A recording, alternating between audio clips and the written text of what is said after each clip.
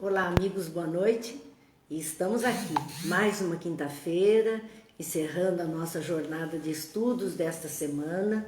Lembrando que hoje a nossa reflexão é a respeito da obra Boa Nova do Espírito Humberto de Campos, através da psicografia de Chico Xavier. E já antecipadamente agradecemos os amigos que estão conosco, Tânia, Laura, Cláudia, nós estamos com o Wilson participando já conosco e ficamos muito felizes por essa participação. E assim, com esse nosso boa noite, esse nosso aconchego, Rosângela também, Cláudia Berbari conosco, Laura, são os amigos que partilham conosco, Ana Clara, estão juntos e juntos estamos aprendendo. Dilza, boa noite, sejam todos bem-vindos. Vamos à nossa prece para iniciarmos as reflexões desta noite de quinta-feira. Pai de bondade, que a sua luz e a sua paz esteja a nos envolver, despertando as nossas consciências, pacificando os nossos corações e nos fortalecendo, Pai, para que consigamos fazer escolhas mais felizes neste nosso caminhar. Que Jesus, o Mestre amado, nunca nos falte e através dos bons amigos espirituais possam trazer a intuição, a iluminação, o entendimento, os sentimentos mais nobres que haveremos de experimentar. Abençoa-nos, Pai, hoje e sempre, que assim seja. Bem, meus amigos, vamos nós fazermos as nossas reflexões de hoje a respeito da obra Boa Nova.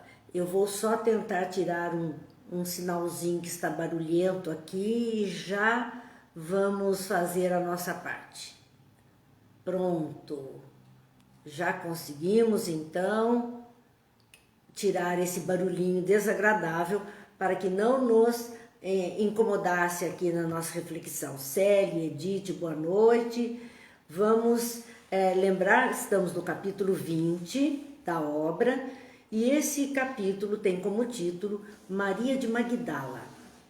Então, é uma obra que vai tratar daquela personagem conhecida de muitos de nós e que causa, assim, muito interesse na sua vivência.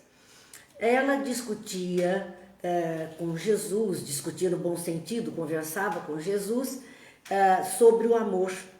Ela dizia ser uma pessoa que tinha amado muito, mas ela sentia sede de amor. Eram essas suas expressões.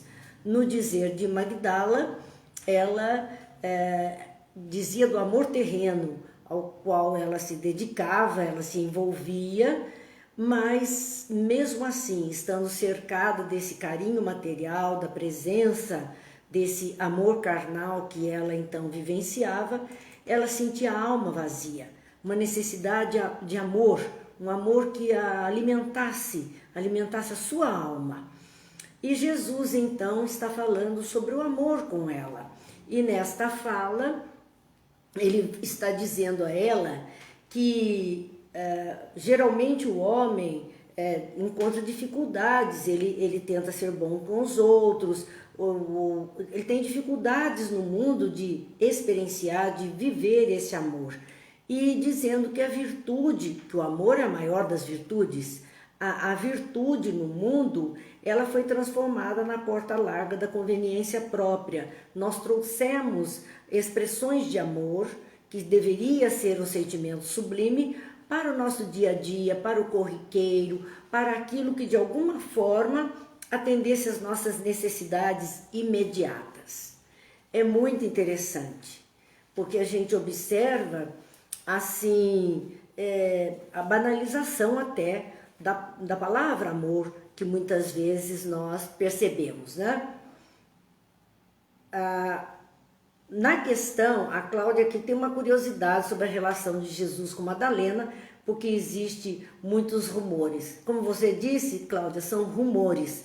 Como nós não podemos atestar nada, nos limitemos a deixar no campo dos rumores, porque para nós o que vale é o relacionamento afetivo desse amor sublime que Jesus deu a todas as criaturas que dele se aproximaram. inclusive Madalena, com certeza. E nós então vamos observar que Jesus fala da nossa forma de amar ou a quem amamos mais diretamente. E ele diz aos que amam, os que lhes pertencem ao mesmo círculo, ao seu próprio círculo, aqueles que compõem o seu próprio círculo de relacionamento, esse círculo pessoal. Sim, amamos os amigos, amamos aqueles que partilham conosco da caminhada, que participam da nossa vida ativamente. E amamos também os amigos sinceros, e é verdade, aqueles que estão conosco a todo instante. Nós temos um amor para com essas criaturas. Amamos os nossos familiares, com certeza, e amamos também aqueles que nos favorecem de alguma forma. Então ele diz que nós amamos os que adoram, aqueles que adoram os deuses do favor. Então quem possa de alguma sorte nos favorecer. Conhecemos uma pessoa que olha carros na rua e ela tem essa expressão nos lábios: amo você, amo você. Ela diz isso para as pessoas, claro, que contribuem com ela, que a ajudam de alguma forma. É o amor, sim, mas é essa forma de amor no interesse de algo que esteja recebendo. Então, isso faz parte, sim, do nosso mundo, do nosso desejo. Os que verdadeiramente amam de Jesus, aquele que verdadeiramente ama, ele conhece a renúncia suprema a todos os bens do mundo. Ele pode abrir mão de tudo no mundo em favor daquele a quem ama verdadeiramente. Ele renuncia à vida no mundo por conta de alguma ajuda, algum companheirismo, alguma participação na vida daquele que verdadeiramente ele ama. E ele vive feliz na senda de trabalho para o difícil acesso das luzes de redenção. Nesse abrir mão das coisas do mundo em razão de trabalho em favor de outras criaturas, por amor ao trabalho e às criaturas, isso torna esse coração plenificado e é sinônimo de uma alma em redenção. Então nós vamos ver alguns nomes que todos nós havemos de conhecer. Francisco de Assis é um deles. Abriu mão de tudo, renunciou de tudo em favor daqueles que ele entendia como os mais necessitados, como aqueles que precisavam mais. Ele abre mão de tudo em favor disso. Este é um amor que, sim, cobra o sacrifício, mas dá a plenitude da realização. E por conta disso, essas pessoas vivem felizes dentro do trabalho que estão fazendo. E são almas em redenção, em ascensão vertiginosa para níveis mais elevados. O amor sincero, continua Jesus dizendo a ela, não exige satisfações passageiras que se extinguem no mundo com a primeira ilusão, trabalho sempre sem amargura e sem ambição, com os júbilos do sacrifício. O amor sincero ele não exige satisfação do mundo, satisfação, prazer, plenitude no mundo. É um trabalho que ele faz sempre sem amargura, ele realiza esse trabalho em função de todos, sem ambição, não está pleiteando nada, não está desejando nada, a sua alegria está em servir e com os júbilos do sacrifício. Isso é a plenificação da criatura. A Cláudia pediu desculpas pela questão. Não há o que desculpar, Cláudia, todos nós temos curiosidades, mas acontece que por mais que pudéssemos tecer qualquer comentário, ele não seria verdadeiro. Não temos a condição de dar essa resposta. Acho muito difícil que alguém possa definitivamente responder isso que você perguntou. Porque se vivemos a época do Cristo, se participamos de alguma forma desse momento do existir, de Jesus e todos aqueles que estavam com ele, vai ver que nós estávamos lá no povo, no meio do povo, presenciando todo esse movimento, mas não nos lembramos. E como não existem registros, ficamos sempre na dúvida, na curiosidade, na dúvida. Quem sabe um dia descobrimos alguns registros a mais. A arqueologia, a busca, os pesquisadores, eles vivem à caça das revelações, mas por agora não dá, não temos como saber exatamente os relacionamentos de época, como foram vividos e qual era a pauta. Mas partindo do princípio que ela era uma mulher que, apaixonada pela vida, e encontrou em Jesus a fonte da vida, mas de uma vida diferente, desse amor que planifica, e partindo do princípio que Jesus era a autoridade e a seriedade encarnada, e nós vimos ontem ainda que espíritos inferiores, claro que Madalena era inferior a ele, como todos somos, espíritos inferiores se apequenam diante daquele que tem autoridade moral, que tem a seriedade, a santidade em si. Imagine se todos aqueles não se apequenariam diante dele e não se atreveriam sequer a qualquer pensamento mais complicado com relação à pessoa de Jesus. Apaixonante ele devia ser para toda e qualquer criatura. Era uma cabeça pensante, era um exemplar da espécie humana de rara beleza, como é descrito. Claro que era apaixonante, claro. Talvez sim, quiséssemos humanizá-lo, claro, mas ele era transcendente a essa humanidade terrena.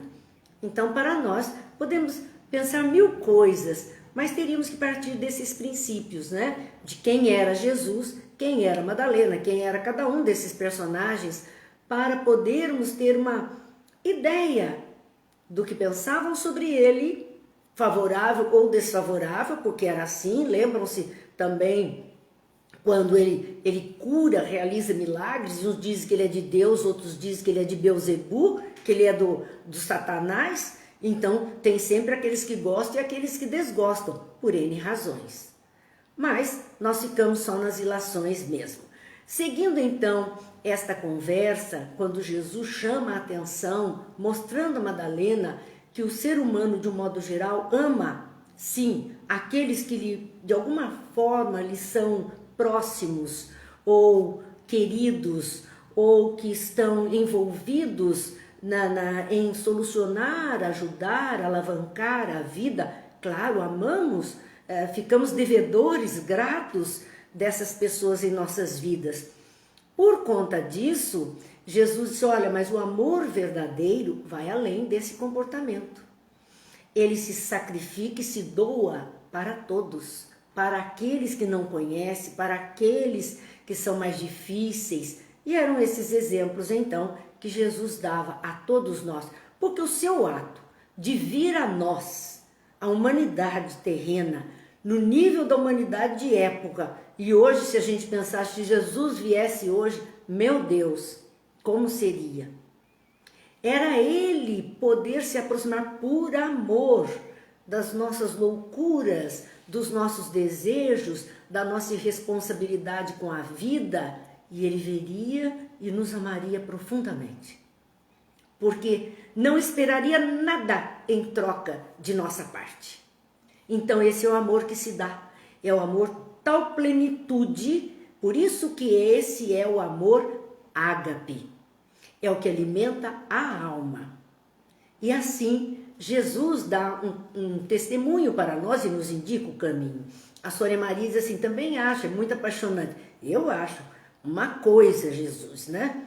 É fantástico, é apaixonante essa cabeça, essa alma, esse espírito grandioso, essa força sobre nós, que ficamos tão pequenininhos.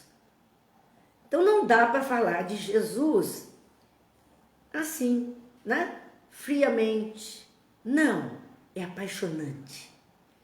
É é fogo em nossa alma, é força, é vigor. É assim que precisamos falar de Jesus, para que o seu nome tenha esse volume dentro de nós e nos levante nas nossas fragilidades, nas nossas quedas. Bem, continuemos a conversa de Jesus com Madalena, que a essa altura, ouvindo esses ensinamentos de Jesus, começou a chorar. Começou a sentir no íntimo, porque ele falava do amor à família, àqueles que estão conosco. Ela estava afastada da família pela vida que escolhera e não tinha ninguém. Ela era uma mulher sozinha, ela não tinha descendentes e então ela passou a sentir naquele momento, no seu íntimo, o deserto da mulher sem filhos, daquela criatura que verdadeiramente não tinha ninguém junto de si. Ela se sentiu tão vazia, tão pequena. Jesus, olhando e compreendendo aquilo que se passava no íntimo daquela alma, atraiu-a brandamente para si. E lhe disse: e qual das mães será maior aos olhos de Deus? Porque ela pensava nisso, não tinha filhos, não experimentara esse amor. Então ele disse: mas qual das mães será maior aos olhos de Deus? A que se devotou somente aos filhos da carne, ou a que se consagrou pelo Espírito aos filhos das outras mães? Que coisa fantástica o que Jesus propõe a ela. Não necessariamente ela precisaria experimentar amor a um ser pequenino ou a um ser necessitado de cuidados. Ela não necessariamente precisaria disso somente se fosse um ser vinculado a ela, biologicamente falando, um filho. Não. E os filhos da alma? E os filhos de coração? Nós vemos no Evangelho de João que muitas vezes João se refere às outras criaturas dessa forma: filhinhos. Ele chama de filhinhos. Meus filhos, filhinhos. Filhinhos do coração. Eram aqueles primeiros cristãos que estavam sendo acolhidos e orientados por ele. É uma forma de amar plena.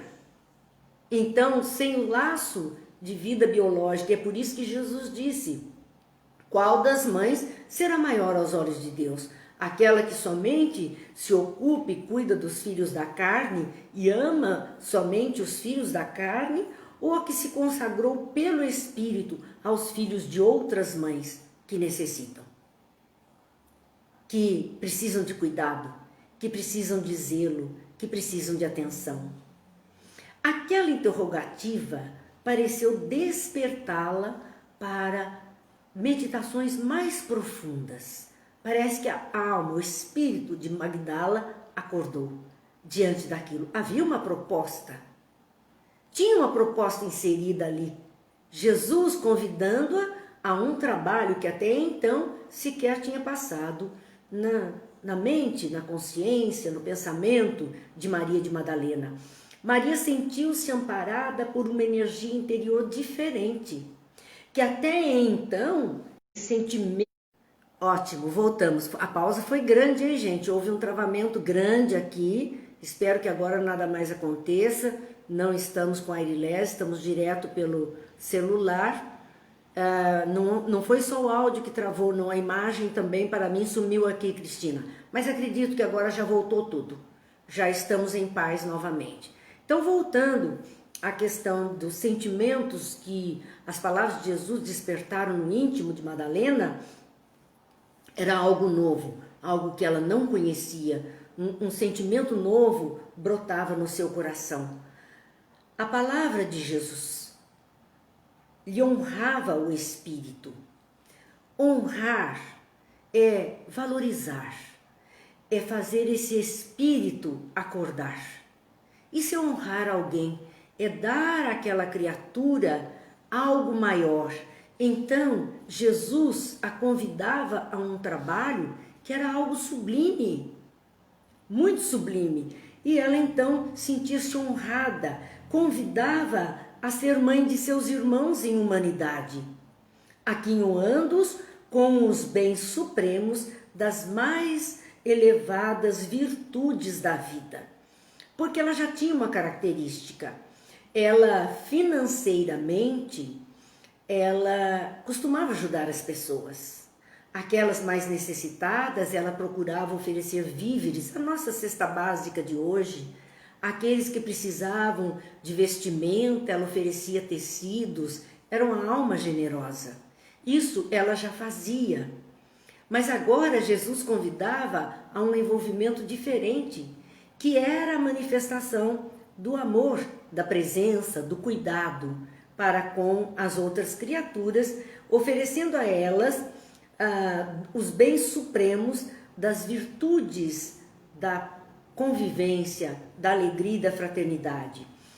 Naquele momento, ela se encheu de felicidade, ela experimentava uma felicidade verdadeira, que não era felicidade fugaz de alguma coisa que se adquire, que se quer, que se gosta, algo material que se pretende ter.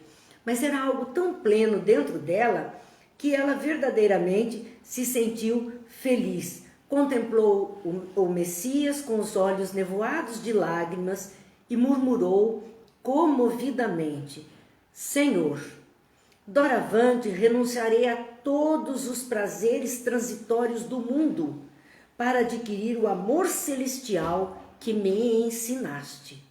Naquele rápido diálogo com Jesus, ela sentiu, viveu e foi orientada para um tipo de amor que até então ela desconhecia, mas que ela tinha dentro de si e podia oferecer a outras criaturas.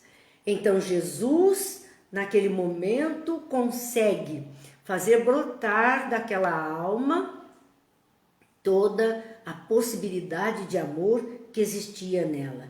E ela então se propõe a abraçar, a aceitar aquele convite que Jesus fazia, que ela pudesse cuidar dos seus irmãos em humanidade, os filhos do coração, que ela passaria a zelar. Acolherei como filhas as minhas irmãs no sofrimento. Falava de outras jovens que tinham o mesmo tipo de vida que ela até então levara. E olha como ela qualifica as minhas irmãs no sofrimento, porque como nós sempre pensamos, nem sempre é fácil sorrir, agradar, dançar, tecer diálogos, se envolver com as criaturas quando você está com dores, aflições, angústias e ter que colocar uma máscara de felicidade para atender outras pessoas. Não é fácil. Ela sabia isso, porque ela vivia, lembra-se, estados de depressão, de angústias, de aflição, de solidão, por estar afastada dos seus. E ela sabia que outras jovens sentiam, viviam com essas mesmas dores. E então ela diz: acolherei como filhas as minhas irmãs no sofrimento. Procurarei os infortunados para aliviar-lhes as feridas do coração. Falava daqueles no estado de angústia, depressão, que ela já experimentara também. Aqueles que tinham os conflitos emocionais, as mentes em perturbação, ela queria acolher com amor, ela ia procurar os infortunados, ela ia sair à caça dos sofredores. Estarei com os aleijados e os leprosos. E ela fez isso. Ela prometeu a Jesus naquele instante e ela fez isso. Mulher de coragem à frente de seu tempo, com certeza. Uma mulher de muita fibra, de muita coragem, de muita determinação e de responsabilidade com a tarefa que ela estava assumindo diante de Jesus. Porque ela vai dedicar até o final dos seus dias a essa proposta que ela estabelece diante de Jesus. Nesse instante, Simão Pedro passou pelo aposento. Era na casa de Simão, lembram-se? Ela encontrou-se com Jesus, praticamente ele invadiu, ela adentrou a casa de Simão para se encontrar com Jesus. E Simão, todos tinham se afastado, a conversa tinha sido em particular.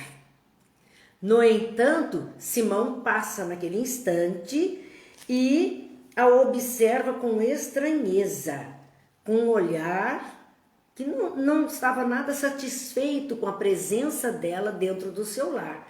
Ela não era uma criatura bem-vinda ao lar.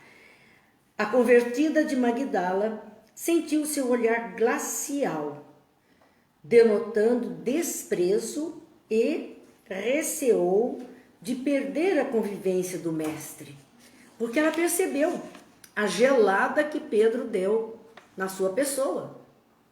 Ela percebeu que ela não era bem-vinda, persona não grata naquele ambiente, e ela ficou com medo de perder a possibilidade da convivência com Jesus, sabendo mesmo que ali ela não era a pessoa mais indicada para estar presente naquele encontro. Então, a partir dali, Madalena vai estabelecer com Jesus um outro diálogo. Eu vou precisar apenas pegar um livro aqui, vou pedir ajuda, talvez do Júlio, que possa pegar um livro para mim. Mas nós vamos continuar aqui esse diálogo quando, faz favor, é o Boa Nova que está aqui na minha estante. Senhor, quando partires deste mundo, como ficaremos?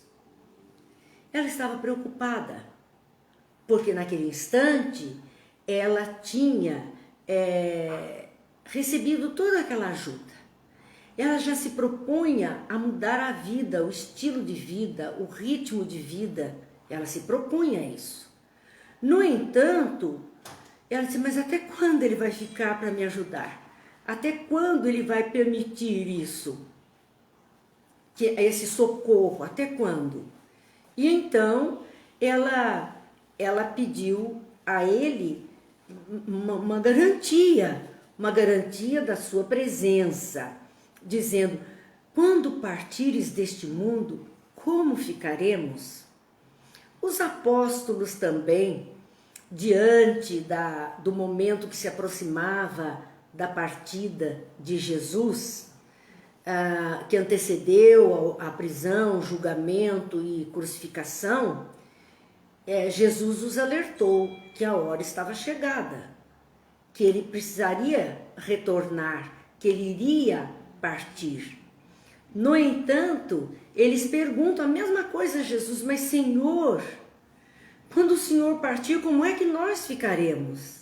Vejam como nós somos, sim, inseguros com relação àqueles que são a nossa coluna mestra, o nosso porto seguro. Nós temos medo de perdê-los, medo de como ficaremos ou como conseguiremos sobreviver sem esse porto seguro. E assim, Jesus naquele momento disse a eles, né, quando eles perguntaram, sim, eu me vou, mas eu rogarei ao Pai que vos mande um outro Consolador, que vos fará lembrar tudo que eu tenho dito e vos fará ainda revelações que por ora o mundo não pode receber. Então ele dizia que nós não estaríamos desamparados. E os apóstolos, na tarefa do bem, na tarefa que se propunham, eles não ficariam desamparados. Eles seriam, sim, socorridos de todas as formas por conta da missão que seria trazida e ter continuidade. Então, muitas vezes nós temos medo, mas é preciso lembrarmos que verdadeiramente nós temos uma possibilidade de sermos ajudados constantemente. Não estamos desamparados, nós temos nossos anjos de guarda, nós temos criaturas aqui encarnadas junto de nós que nos oferecem o amparo que precisamos. Às vezes a gente teme fracassar ou teme perder esse porto seguro. E ela fez a mesma pergunta a Jesus. Senhor, quando partires deste mundo, como ficaremos? Jesus responde a ela, certamente que partirei. Claro, ele estava encarnado e como todas as criaturas, haveria de desencarnar. Certamente que partirei. Mas estaremos eternamente reunidos em espírito.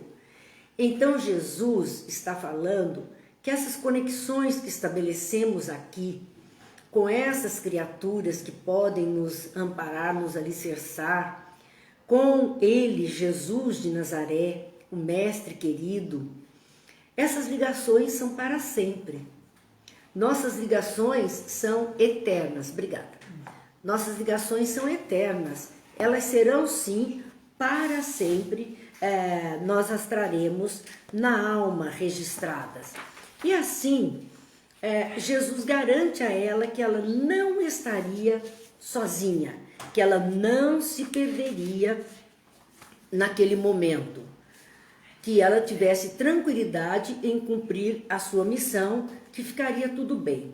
Então ela, naquele instante, recebe este reforço de Jesus, estaremos ligados em espírito.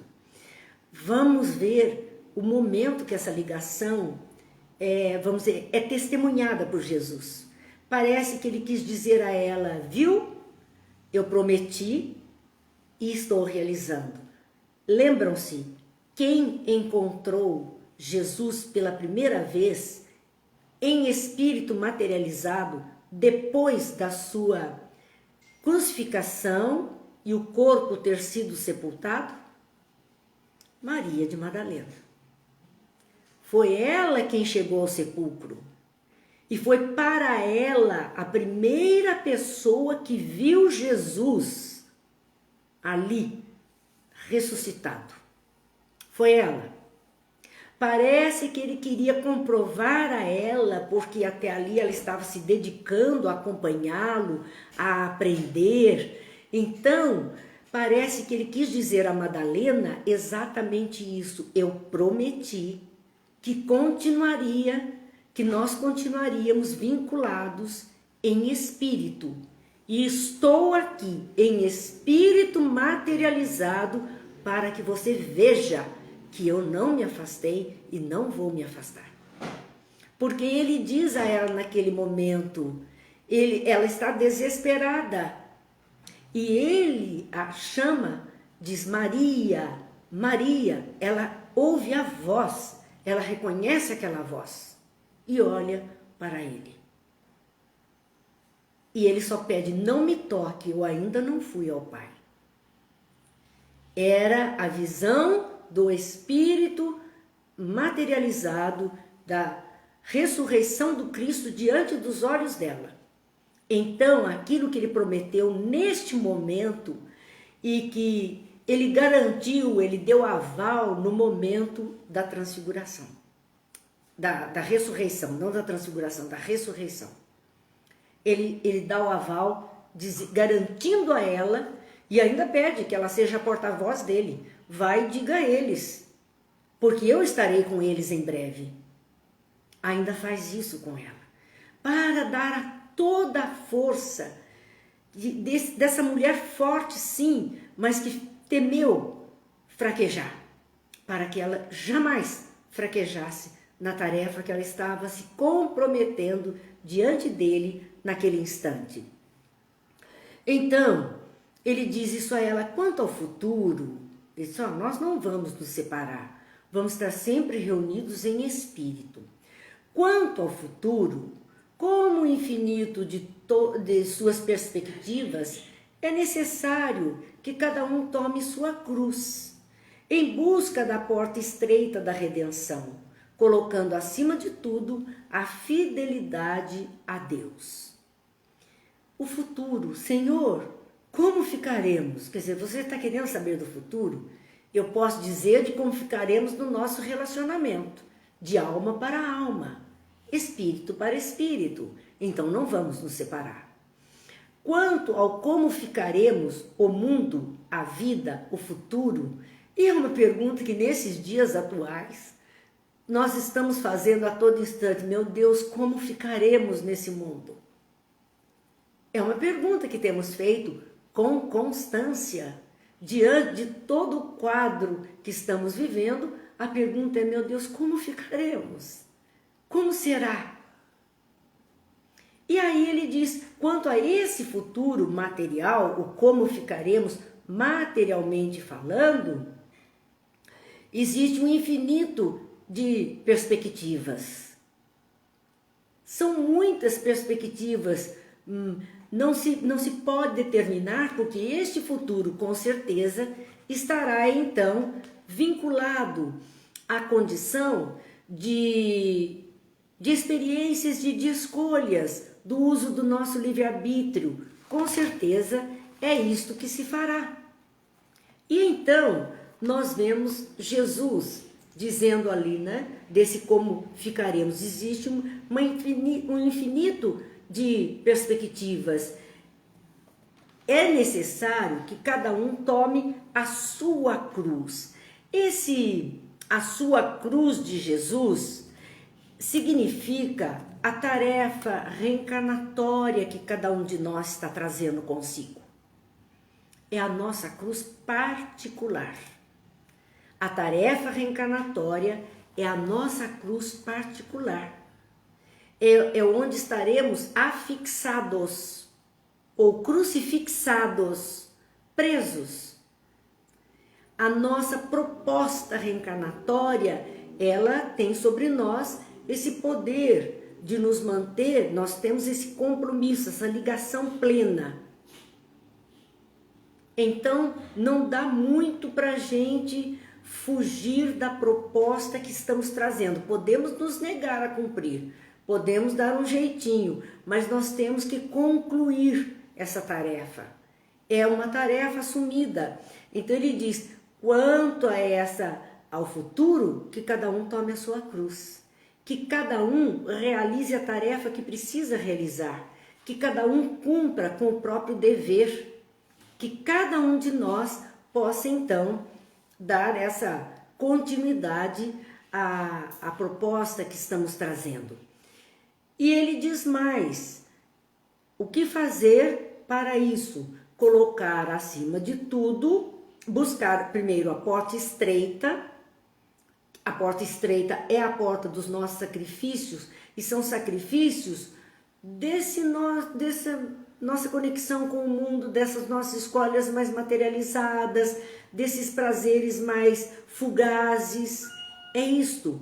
Então ele chama atenção para que era para tomar a cruz seguir em busca da porta estreita da redenção, porque é isso que nos tornará criaturas melhores.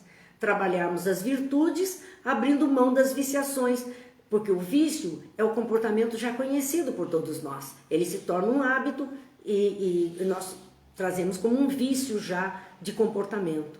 Então mudar isso é a nossa porta estreita.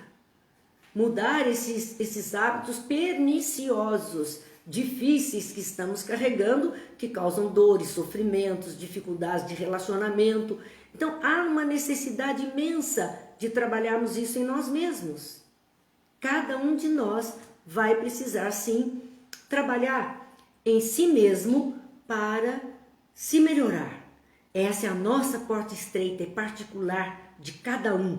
Peguemos a nossa cruz, que é a nossa proposta de melhoria, para atravessarmos esta porta que se afunilou pelo descartar daquilo que não era saudável para nós, que não tinha mais sentido no nosso existir, e passando apenas com aquilo que agora entendemos ser saudável, bom, útil.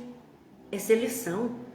Estamos selecionando na vida o que nos convém.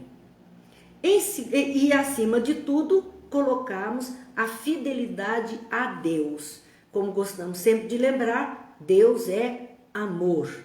A lei de Deus é a lei de amor. O que Jesus está pedindo, fidelidade ao amor. Este amor que conhecemos naquela forma do Eros, passamos pelo filia, como Jesus disse, o amor à família, aos amigos, aos entes queridos, e que precisamos chegar como espíritos em evolução ao amor ágape, aquele que não coloca qualquer condição para amar, simplesmente ama. Essa é a fidelidade a Deus, esse trabalho de crescimento que nós estamos todos realizando. E então, continua Jesus para ela. E em segundo lugar, a perfeita confiança em si mesmo. Chega de precisar do ancoradouro. Chega de precisar da muleta para se amparar, da bengala. Chega de precisar de uma mão que sempre esteja a nos segurar. Nós temos que aprender essa autossuficiência. Nós temos que aprender a confiar em nós mesmos. Então ele diz, segundo lugar, a perfeita confiança em si mesmo. Nós temos capacidade. Todos somos filhos de Deus, criados simples e ignorantes. O trabalho da complexidade e do conhecimento é aquisição pessoal. O Gil diz, como é difícil tudo isso. Claro que é difícil. E por isso não vamos vencer em uma única encarnação.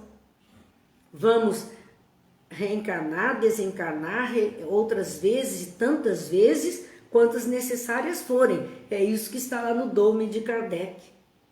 Escrito. Né? Nascer, viver, morrer, renascer, ainda quantas vezes necessárias forem, para chegarmos a este nível de espíritos superiores, mais elevados, plenos e confiantes de si mesmo, porque como filhos de Deus, tudo de bom está em nós. Nós precisamos confiar na nossa capacidade, na nossa vontade, no nosso desejo de melhoria e colocarmos a mão na massa, irmos trabalhando gradativamente. Vai, Maria, sacrifica-te e ama sempre. Deu todas as orientações e se vai. Sacrifica-te. Quer dizer, sacrificar estas coisas que não eram mais necessárias à sua vida. Erradica, corta, mata, sacrifica, porque elas não são mais importantes. E ama sempre. Longo é o caminho, disse ele a Maria. Difícil a jornada. Estreita a porta. Olha, Gil, o que é que Jesus está dizendo para Maria? Longo é o caminho. Então, por isso que eu disse, serão muitas possibilidades reencarnatórias para chegarmos a esse nível. Difícil a jornada. O percorrer neste longo caminho evolutivo, cada encarnação nossa está sendo uma jornada.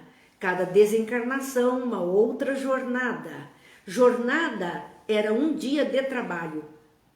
Significava a jornada, cada um ganhava pela jornada, a empreitada da realização de um trabalho.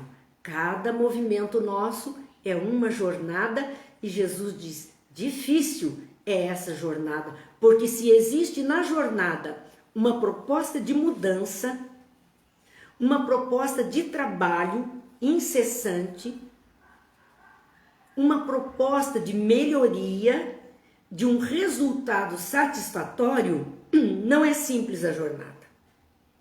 É difícil. Darmos conta perfeitamente de tudo é difícil. E então ele diz, estreita a porta, porque como dissemos, a porta larga do mundo nos oferece tudo. Selecionamos para caber exatamente o que precisamos, estreita é a porta. Mas, e sempre o importante está depois do mas, Jesus diz a Maria, mas a fé remove os obstáculos. E aqui, a fé é no sentido mesmo da religiosidade, desta fé que alimenta a nossa alma, que incendeia o nosso coração, que enche de coragem, de vigor, mas a fé também no sentido fidelidade.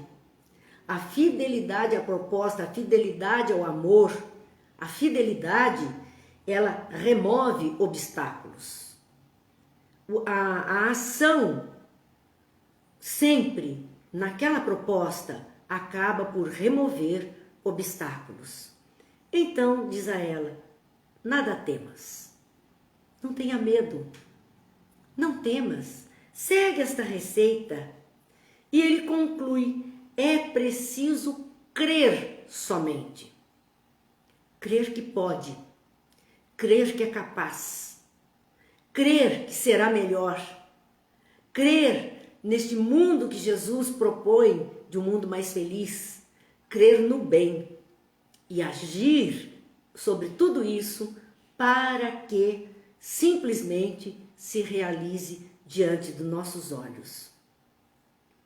Madalena estava embevecida, fortalecida para dar os primeiros passos na sua jornada de redenção. Nós, ao longo deste trecho que temos conversado do capítulo 20, que não se encerra aqui, não se encerra neste momento, nós percebemos que Jesus fala de porta estreita. Olha, tem que passar, essa é uma porta estreita, esse momento é uma porta estreita.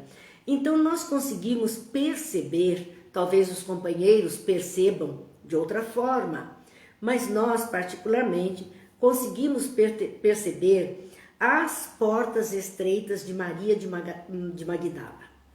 Madalena. As portas estreitas, elas são, se nós pudéssemos escrever, né, na sua frente, no seu mural, são as portas do amor a si, amor ao próximo e amor a Deus. Essas são as portas. E estas portas na vida de Maria de Madalena, a primeira porta que Jesus convida a que ela passe é a libertação dos vícios que ela trazia. Para todos nós, idem, na mesma data. Temos vícios da alma que levam a comportamentos repetitivos, nem sempre nobres na vida terrena. Nem sempre nobres. Então, a primeira porta estreita que vai nos apertar, que vai fazer com que a gente derrube a carga dos vícios que estamos carregando na alma, aqueles que não são saudáveis, que são prejudiciais, que trazem dores, dificuldades de relacionamento, esses nós temos que alijar a carga. A segunda porta que Jesus convida a Madalena a passar é a porta do amor de mãe. Lembram-se que ele fala? É a porta do amor de mãe. E esta porta do amor de mãe, ele explica que não necessariamente o amor de mãe biológica, mas esse manifesto de amor que cuida, que acolhe e que zela e que não necessariamente se estende aos seres filhos biológicos, mas àqueles que são trazidos ao coração como filhos, tratados como tal. E este amor de mãe, que é este amor que se doa, que se entrega e que zela, todas as criaturas têm consigo. Deus, ora chamado de Pai, age também como mãe, amando a todos os filhos e gerando esses filhos, gerando amor para todos. Por isso que determinadas pessoas nós já ouvimos uma questão de, endereçando-se a Deus, dizer Senhor, Senhora do Universo. Porque é na manifestação do amor, é uma representação do amor paterno e materno. Esses dois juntos compõem o amor verdadeiro. Então, este convite de Jesus, que é a segunda porta estreita para ela, que é experimentar o amor materno, se estende a todas as criaturas. Quantos pais hoje agem como mães, criam sozinhos seus filhos, agem como mães? É este amor. A Cidinha está lembrando o filme A Cabana. É interessante porque vai por este caminho. Quem não assistiu, assiste e vai ver como é interessante isso. Mas aqui, fugindo do filme e nos reportando as reflexões desse chamamento de Jesus como segunda porta, a experimentação do amor materno, o amor que dá vida, todos podem realizar. A terceira porta que ele alertou Maria, que ela passaria com certeza, é a de tomar a cruz para a própria redenção. A sua cruz para a própria redenção. Então todos nós também temos que passar nessa terceira porta, de tomar a cruz dos nossos compromissos, da nossa atividade reencarnatória, que estão adequadas à nossa redenção, à nossa melhoria, com fidelidade a Deus, sim, então a lei do amor, e confiança em si mesmo, somos capazes de realizar. Por isso que Jesus diz, nada temas, é preciso crer. Crer na própria capacidade de realização, de execução, de cumprimento da tarefa abraçada. Essa era a terceira porta. A quarta porta, que Jesus ainda vai falar com Maria, nós estamos nos antecipando, é a porta da solidão, com confiança em Deus. É uma porta difícil, porque a vida segue e muitas vezes as pessoas permanecem sós, entre aspas, porque com confiança em Deus está ali a presença que alimenta a alma. Mas esta solidão nas escolhas, porque quando escolhemos fazer diferente do que é o convencional, a normose da época, não tenham dúvidas que ficaremos de lado, sós. Porque não há um compartilhamento do modo de pensar, do modo de agir. Não é o mesmo querer. Então, esta solidão é uma porta estreita, é um teste. Será que permaneceremos firmes em nossas escolhas quando elas nos colocarem à parte daquele grupo todo, daquela vivência que estávamos então habituados até ali? Sermos colocados meio de olho. Pense o olhar de Pedro para Madalena naquele instante, na casa dele, quando ela era persona não grata, e vamos nos colocar, através de nossas escolhas, muitas vezes, como personas não gratas em determinados ambientes. E vamos ter esse mesmo olhar e esse mesmo deixar de lado que ela sentiu. É uma porta estreita. E a quinta porta estreita que ele vai mostrar para ela, veja que é uma sequência de portas. A quinta será a morte do corpo físico, a despedida da vida material com consciência tranquila. É a última porta. A morte com consciência tranquila, de deixarmos a vida melhores do que aqui chegamos, com alguns créditos amealhados ao longo da experiência terrena. São portas e que vamos passar só cabe um nessa porta, por isso é a porta estreita. Não dá para passar com outro nessa libertação dos vícios, cada um vai trabalhar isso em si mesmo.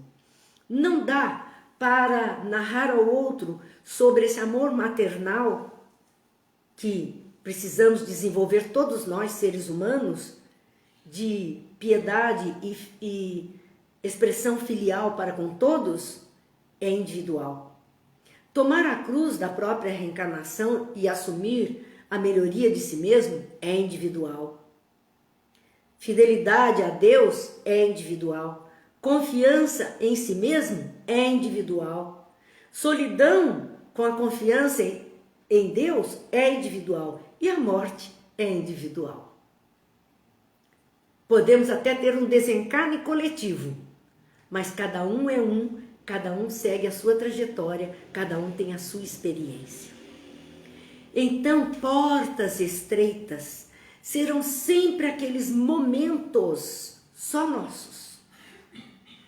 só nossos, de experiências de vida particular, somente nossas. Como é importante isso, porque quando entendermos que naquele momento em que nos sentimos sós, em que estamos sós, mas ainda conseguimos alimentar a fé, a confiança, a esperança, ainda conseguimos realizar o trabalho, é aí que nós vamos saber que estamos passando. E estamos passando pela porta estreita, a caminho de coisas muito melhores, porque estamos nos despojando de cargas pesadas de uma vida material. Meus amigos, esse capítulo é uma coisa fantástica. É apaixonante, como dissemos no começo. Jesus é apaixonante. Tudo que diz respeito a Ele, as lições, os ensinos são apaixonantes para nós. Então, não concluímos. Paramos aí, ainda nesta segunda porta, que é o amor de mãe, que ele acabou de falar, e a decisão que ela toma. Vamos ter sequência. Mas era uma análise que precisávamos fazer, pelo menos, era assim o nosso ponto de vista sobre as portas que Jesus está mostrando a ela. E os amigos aproveitem o fim de semana, leiam todo esse capítulo na obra Boa Nova, porque, quem sabe, perceberão mais, um tanto mais. Mas é o nosso exercício de todo fim de semana, pensar um pouquinho sobre nós mesmos.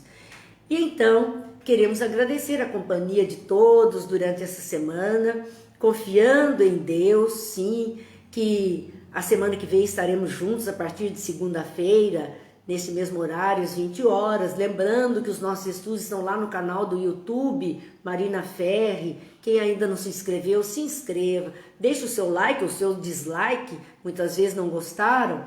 Deixem lá, porque é movimento para que possamos manter tudo isso. E a nossa página também do Facebook, que é o Grupo de Apoio aos Estudos Espíritas. Fica aí o convite a todos e vamos para a nossa prece de Caritas. Vamos encerrar a nossa semana com essa prece maravilhosa que Caritas nos trouxe numa noite de Natal. Estamos nos aproximando do Natal, então que possamos sim nos lembrar desta prece que é muito importante para nós. Deus nosso Pai, que sois todo poder e bondade, dai força àqueles que passam pela provação, dai luz àquele que procura a verdade. Ponde no coração do homem a compaixão e a caridade. Deus, dai ao viajante a estrela guia, ao aflito a consolação, ao doente o repouso. Pai, dai ao culpado o arrependimento, ao espírito a verdade, à criança o guia, ao órfão o pai. Senhor, que vossa bondade se estenda sobre tudo que criastes, piedade para aqueles que não vos conhecem, esperança para aqueles que sofrem. Deus, um raio, uma faísca do vosso amor pode abrasar a terra. Deixa-nos beber nas fontes dessa bondade fecunda e infinita, e todas as lágrimas se acalmarão. Um só coração, um só pensamento subirá até vós, como um grito de reconhecimento e de amor. Nós, como Moisés sobre a montanha, nós vos esperamos com os braços abertos, ó poder, ó bondade, ó beleza, ó perfeição, e queremos de alguma sorte merecer a vossa misericórdia. Deus, dá-nos a força de ajudar o progresso, a fim de subirmos até vós. Dá-nos a caridade pura, dá-nos a fé e a razão, dá-nos a simplicidade, que fará de nossas almas um espelho onde se deve refletir a vossa divina imagem. Que Deus abençoe a todos, que Jesus ilumine cada lar, cada coração, cada consciência, e as bênçãos se derramem sobre a terra, para que haja paz neste mundo. Muita paz, muita alegria, muitas bênçãos, e até segunda, se Deus quiser.